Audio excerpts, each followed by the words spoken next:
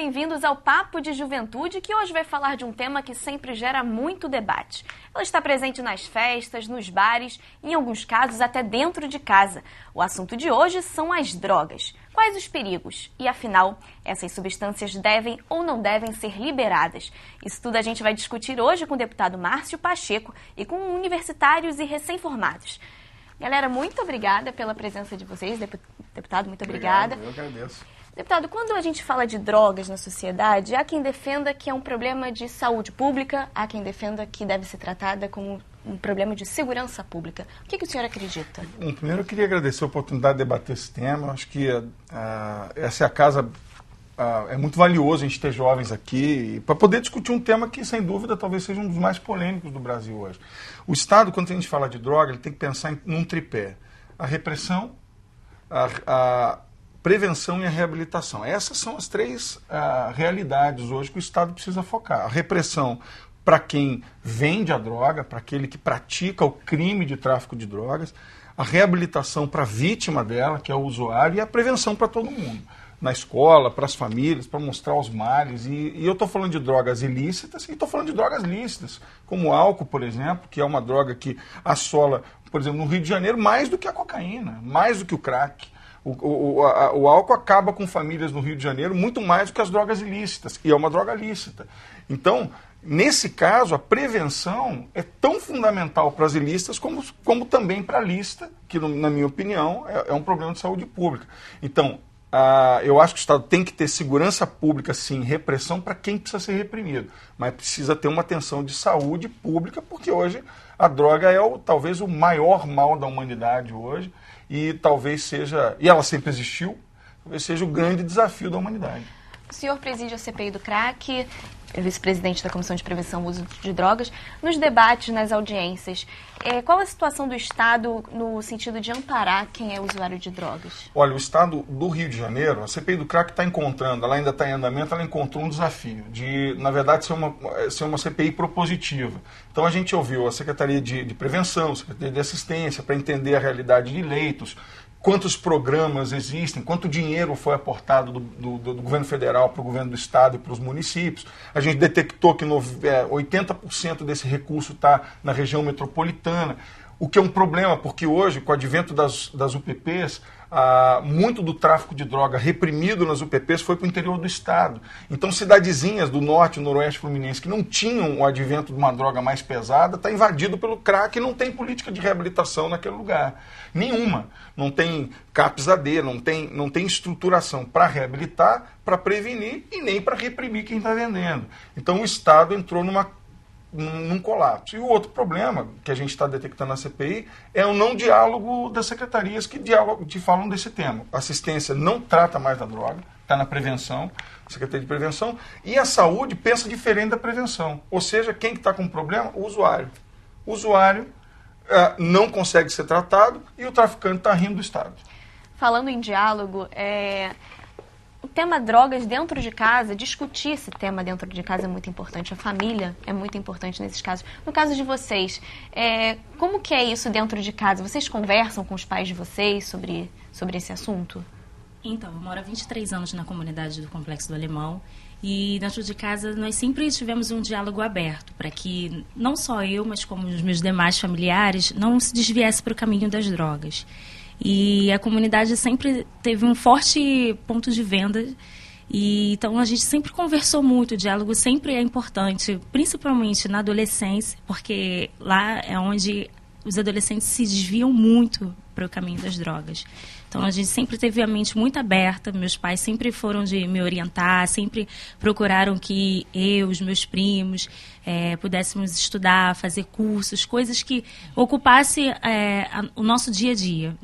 É isso, né, deputado? A educação é importante, não no sentido de julgar do que é certo, do que é errado, mas no sentido de orientar. Né? Mas, gente, olha, o que ela está dizendo é uma realidade muito boa. E a gente tem que falar de droga botando o pé no chão. Por que a galera usa droga? Porque é bom, é gostoso. Porque é isso que todo mundo fala, porque dá uma onda. Porque é gostoso, não estou fazendo propaganda, não. Ela é boa nesse sentido, de um prazer temporário, e se você não tiver uma substituição desse prazer por uma política pública, por uma educação sadia, por uma família que te eduque, pela religião, para quem crê, para quem não crê, pode ser outra coisa, o esporte, a cultura, enfim, se você não tiver uma outra manifestação de prazer, esse prazer temporário da droga, seja desde a maconha, que é uma droga considerada mais leve, até o crack, o oxy e os outros, que são considerados prazerosos, se você não tiver uma troca efetiva desse prazer, o cara continua. Uma família como a sua, né, que te deu uma luz, que te deu uma educação, que te deu a consciência, te deu um prazer que te substituiu a necessidade de buscar o prazer em outro lugar. Esse prazer temporário que destrói a vida de uma família, né?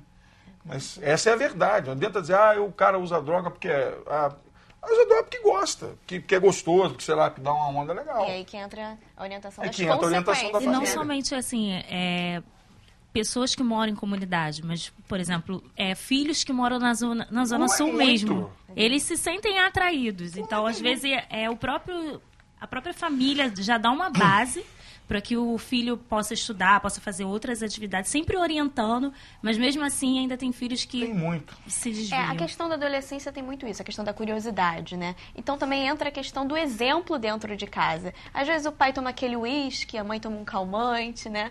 E acaba levando a outras drogas, não só as drogas ilícitas. Vocês acham isso também? Que vai muito da família? Ou essa questão de os amigos que influenciam, vocês acham isso também ou vai muito da cabeça da pessoa? Eu acho que a questão do adolescente que vai começar a utilizar, enfim, experimentar as drogas, eu acho que vai muito também do meio que ele frequenta, né? Em relação a amigos, familiares. Mas, para além disso também, eu acho que uma coisa que influencia muito é não apenas o adolescente se coloca como usuário, mas o adolescente também que acaba se colocando como traficante. Como o deputado disse, a questão que o traficante tem que ser reprimido, eu acho que um grande problema que nós temos hoje é de pensar a questão do traficante apenas num viés repressivo. Porque eu sou estudante de Direito e vejo que quando nós pensamos em segurança pública, nós pensamos apenas em relação ao traficante como ter que reprimir o traficante. Mas nós deixamos de pensar em segurança pública, pensar por que esse garoto, esse jovem está entrando nesse processo.